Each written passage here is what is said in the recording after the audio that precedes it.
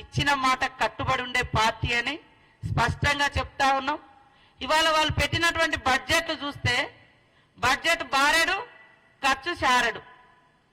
మరి వచ్చినటువంటి నిధులను కూడా తమ ఇష్టానుసారంగా తమకు నచ్చిన పథకాల పేరుతోటి కమిషన్లు వచ్చేటువంటి వాటి కోసం లక్షల కోట్లు ఖర్చు పెట్టి ఇవాళ మేము శ్వేతపత్రం రిలీజ్ చేస్తే వాళ్ళట శ్వేతపత్రం అట.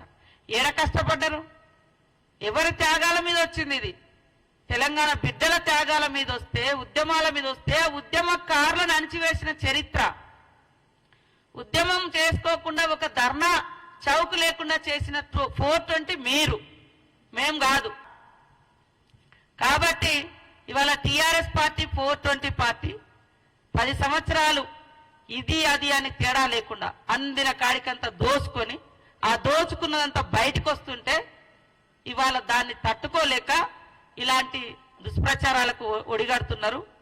కాంగ్రెస్